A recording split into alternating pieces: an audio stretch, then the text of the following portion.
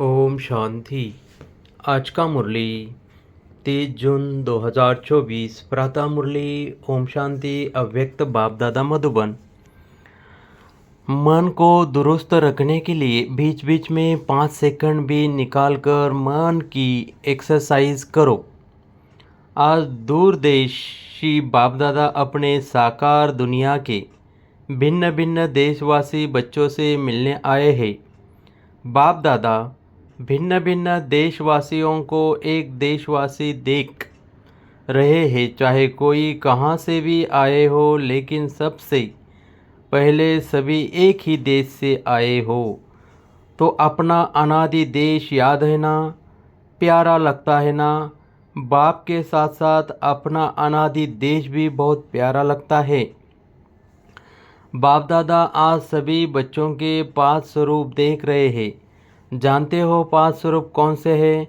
जानते हो ना, 5 मुख ब्रह्मा का भी पूजन होता है। तो बाप दादा सभी बच्चों के 5 स्वरूप देख रहे हैं। पहला अनादि ज्योतिबिंदु स्वरूप, याद है ना अपना स्वरूप, बोल तो नहीं जाते। दूसरा है आदि देवता स्वरूप, पहुंच गए देवता स्वरूप में। तीसरा मध्य में पूज्य स्वरूप, वह भी याद है। आप सबकी पूजा होती है, या भारतवासियों की होती है, आपकी पूजा होती है। कुमार सुनाओ, आपकी पूजा होती है।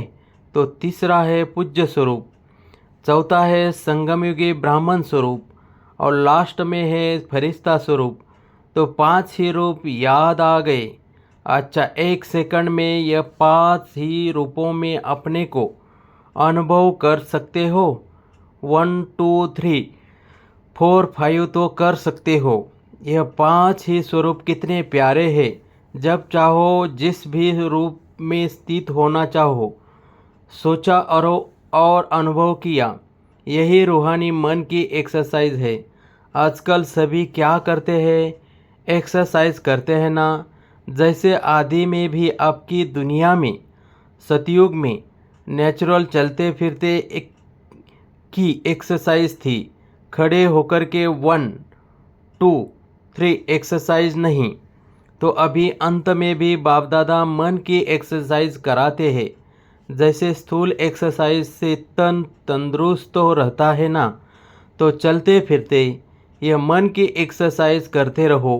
इसके लिए टाइम नहीं चाहिए। 5 सेकंड कभी भी निकाल सकते हो या नहीं? ऐसा कोई बिजी है जो 5 सेकंड भी नहीं निकाल सके? है कोई तो हाथ उठाओ, फिर तो नहीं कहेंगे। क्या करें, टाइम नहीं मिलता, यह तो नहीं कहेंगे ना। टाइम मिलता है तो ये एक्सरसाइज बीच बीच में करो। किसी भी कार्य में हो, 5 सेकंड की यह मन की एक्सरसाइज करो, तो मन सदा ही दुरुस्त रहेगा, ठीक रहेगा। बाप दादा तो कहते हैं हर घंटे में यह 5 सेकंड की एक्सरसाइज करो। हो सकता है? देखो, सभी कह रहे हैं हो सकती है। याद रखना। ओम शांति। भवन याद रखना, भूलना नहीं। तो जो मन की भिन्न भिन्न कंप्लेन है, क्या करे, मन नहीं टिकता, मन को मन बना देते हो, वजन करते हैं। पहले ज़माने में पाँव शेर और मन होता था, आजकल बदल गया।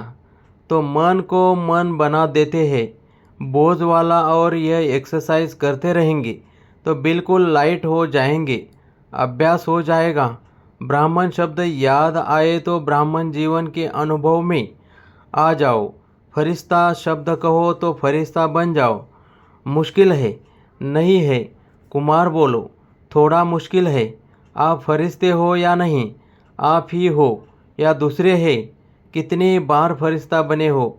अनगिनत बार बने हो। आप ही बने हो। अच्छा, अनगिनत बार की हुई बात को रिपीट करना क्या मुश्किल होता है? कभी कभी होता है। अभी यह अभ्यास करना। कहाँ भी हो, 5 सेकंड मन को घुमाओ, चक्कर लगाओ। चक्कर लगाना तो अच्छा लगता है ना? टीचर्स ठीक है ना? राउंड लगाना आएगा ना? बस राउंड लगाओ, फिर कर्म में लग जाओ। हर घंटे में राउंड लगाया, फिर काम में लग जाओ। क्योंकि काम को तो छोड़ नहीं सकते हैं, ड्यूटी तो बजानी है, लेकिन 5 सेकंड, मिनट भी नहीं, सेकंड नहीं निकल सकता है। यूएन की ऑफिस में निकल सकता है। मास्टर सर्वशक्तिवान हो तो मास्टर सर्वशक्तिवान क्या नहीं कर सकता। बाप दादा को एक बात पर बच्चों को देख करके मीठी मीठी हंसी आती है। किस बात पर? चैलेंज करते हैं, पर्चा छपाते हैं, भाषण करते हैं, कोर्स कराते हैं, क्या कराते हैं? हम विश्व को परिवर्तन करेंगे, यह तो सभी बोलते हैं ना, या नहीं? सभी बोलते हैं या सिर्फ भाषण करने वाले बोलते हैं? तो एक तरफ कहते हैं विश्व को परिवर्तन करेंगे, मास्टर सर्वशक्तिवान है, और दूसरे तरफ अपने मन को मेरा मन कहते हैं, मालिक है मन के और मास्टर सर्वशक्तिवान है, फिर भी कहते हैं मुश्किल है। तो हंसी नहीं आएगी? आएगी ना हंसी। तो जिस समय सोचते हो मन नहीं मानता, उस समय अपने ऊपर मुस्कुराना। मन में कोई भी बात आती है तो बाप दादा ने देखा है 3 लकीरें गाई हुई है। एक पानी पर लकीर देखी है, लगाओ लकीर तो उसी समय मिट जाएगी। लगाते तो है ना। तो दूसरी है किसी भी कागज़ पर, स्लेट पर कहाँ भी लकीर लगाना, और सबसे बड़ी लकीर है पत्थर पर लकीर। पत्थर की लकीर मिटती बहुत मुश्किल है। तो बाप दादा देखते हैं कि कई बार बच्चे अपने ही मन पर पत्थर की लकीर के मुवाफिक पक्की लकीर लगा देते हैं, जो मिटाते हैं लेकिन मिटती नहीं है। ऐसी लकीर अच्छी है। कितना वारी प्रतिज्ञा भी करते हैं, अब से नहीं करेंगे, अब से नहीं होगा, लेकिन फिर परवश हो जाते हैं। इसलिए बाप दादा को बच्चों पर घृणा नहीं आती है, रहम आता है। परवश हो जाते हैं तो परवश पर रहम आता है। जब बाप दादा ऐसे रहम भाव से बच्चों को देखते हैं तो ड्रामा के पर्दे पर क्या आ जाता है? कब तक? तो इसका उत्तर आप दो। कब तक? कुमार दे सकते हैं। कब तक ये समाप्त होगा? बहुत प्लान बनाते हो ना कुमार, तो कब तक बता सकते हो? आखिर भी यह कब तक बोलो। जवाब आता है कब तक। दादियाँ सुनाओ, जब तक संगम युग है तब तक थोड़ा थोड़ा रहेगा। तो संगम युग भी कब तक? जब फरिश्ता बन जाएंगे, वह भी कब तक? बाबा बताए फरिश्ता बनना आपको है या बाप को? तो इसका जवाब सोचना। बाप तो कहेंगे अब तैयार है, आधी माला में भी हाथ नहीं उठाया। बाप दादा सदा ही बच्चों को संपन्न स्वरूप में देखने चाहते हैं। जब कहते ही हो बाप ही मेरा संसार है, यह तो सब कहते हैं ना, दूसरा कोई संसार है क्या? बाप ही संसार है, तो संसार के बाहर और क्या है? सिर्फ संस्कार परिवर्तन करने की बात है। ब्राह्मणों के जीवन में मेजॉरिटी विघ्न रूप बनता है संस्कार, चाहे अपना संस्कार चाहे दूसरों का संस्कार। ज्ञान सभी में है, शक्तियाँ भी सभी के पास है, लेकिन कारण क्या होता है? जो शक्ति जिस समय कार्य में लानी चाहिए उस समय इमर्ज होने के बजाय थोड़ा पीछे इमर्ज होती है। पीछे सोचते हैं कि यह न कहकर यह कहती तो बहुत अच्छा, यह करने के बजाय यह करती तो बहुत अच्छा, लेकिन जो समय पास होने का था वह तो निकल जाता है। वैसे सभी अपने में शक्तियों को सोचते भी रहते हो। सहन शक्ति यह है, निर्णय शक्ति यह है, ऐसे यूज़ करना चाहिए। सिर्फ थोड़े समय का अंतर पड़ जाता है। और दूसरी बात क्या होती है? चलो एक बार समय पर शक्ति कार्य में नहीं आई और बाद में महसूस भी किया कि यह न करके यह करना चाहिए था, समझ में आ जाता है पीछे ही। लेकिन उस गलती को एक बार अनुभव करने के बाद आगे के लिए अनुभवी बन उसको अच्छी तरह से रियलाइज़ कर ले, जो दोबारा नहीं हो, फिर भी प्रोग्रेस हो सकती है। उस समय समझ में आता है यह रॉन्ग है, यह राइट है, लेकिन वही गलती दोबारा नहीं हो, उसके लिए अपने आप से अच्छी तरह से रियलाइजेशन करना, उसमें भी इतना फुल परसेंट पास नहीं होते। और माया बड़ी चतुर है। वही बात मानो आप में सहन शक्ति कम है, तो ऐसी ही बात जिसमें आपको सहन शक्ति यूज़ करना है, एक बार आपने रियलाइज़ कर लिया, लेकिन माया क्या करती है कि दूसरी बारी थोड़ा सा रूप बदली करके आती है। होती वही बात है, लेकिन जैसे आजकल के ज़माने में चीज़ वही पुरानी होती है, लेकिन पॉलिश ऐसी कर देते हैं जो नई से भी नई दिखाई दे। तो माया भी ऐसे पॉलिश करके आती है। जो बात का रहस्य वही होता है। मानो आप में ईर्ष्या आ गई। ईर्ष्या भी भिन्न भिन्न रूप की है, एक रूप की नहीं है, तो बीज ईर्ष्या का ही होगा। लेकिन और रूप आएगी, उसी रूप में नहीं आती है। तो कई बार सोचते हैं कि यह बात पहले वाली तो वह थी ना, यह तो बात ही दूसरी हुई। लेकिन बीज वही होता है, सिर्फ रूप परिवर्तित होता है। उसके लिए कौन सी शक्ति चाहिए? परखने की शक्ति। इसके लिए बाप दादा ने पहले भी कहा है कि दो बातों का अटेंशन रखो। एक सच्ची दिल सच्चाई अंदर नहीं रखो। अंदर रखने से गैस का गुब्बारा भर जाता है और आखिर क्या होगा? फटेगा ना। तो सच्ची दिल, चलो आत्माओं के आगे थोड़ा संकोच होता है, थोड़ा शर्म सा आता है। पता नहीं मुझे किस दृष्टि से देखेंगे, लेकिन सच्चे दिल से महसूसता से बाप दादा के आगे रखो। ऐसे नहीं मैंने बाप दादा को कह दिया यह गलती हो गई, जैसे ऑर्डर चलाते हैं न, हाँ मेरे से यह गलती हो गई, ऐसे नहीं। महसूसता की शक्ति से, सच्चे दिल से, सिर्फ दिमाग से नहीं, लेकिन दिल से अगर बाप दादा के आगे महसूस करते हैं तो दिल खाली हो जाएगी। किचड़ा ख़त्म। बातें बड़ी नहीं होती है, छोटी ही होती है, लेकिन अगर आपके दिल में छोटी छोटी बातें भी इकट्ठी होती रहती है तो उनसे दिल भर जाती है। खाली तो नहीं रहती है ना। तो दिल खाली नहीं तो दिलाराम कहाँ बैठेगा? बैठने की जगह तो हो ना। तो सच्ची दिल पर साहेब राजी। जो हूँ, जैसी हूँ, जो हूँ, जैसा हूँ, बाबा आपका हूँ। बाप दादा तो जानते ही है कि नंबरवार तो होने ही है, इसलिए बाप दादा उस नज़र से आपको नहीं देखेगा। लेकिन सच्ची दिल और दूसरा कहाँ था? सदा बुद्धि की लाइन क्लियर हो, लाइन में डिस्टर्बेशन नहीं हो, कट ऑफ नहीं हो। बाप दादा जो एक्स्ट्रा समय पर शक्ति देने चाहते हैं, दुआएं देने चाहते हैं, एक्स्ट्रा मदद देने चाहते हैं, अगर डिस्टर्बेशन होगी तो वह मिल नहीं सकेगी। लाइन क्लियर ही नहीं है, क्लीन नहीं है, कट ऑफ है, तो यह जो प्राप्ति होनी चाहिए वह नहीं होती। कई बच्चे कहते हैं, कहते नहीं हैं तो सोचते हैं। कोई कोई आत्मा को बहुत सहयोग मिलता, ब्राह्मणों का भी मिलता, बड़ों का भी मिलता, बाप दादा का भी मिलता, हमको कम मिलता है। कारण क्या?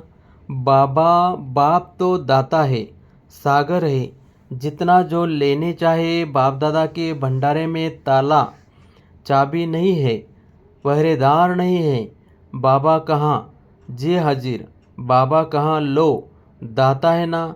दाता भी है और सागर भी है, तो क्या कमी होगी? इन्हीं दो बातों की कमी होती है। एक सच्चे दिल, साफ दिल हो। चतुराई नहीं करो। चतुराई बहुत करते हैं, भिन्न भिन्न प्रकार की चतुराई करते हैं। तो साफ दिल, सच्ची दिल और दूसरा बुद्धि की लाइन सदा चेक करो, क्लियर है और क्लीन है।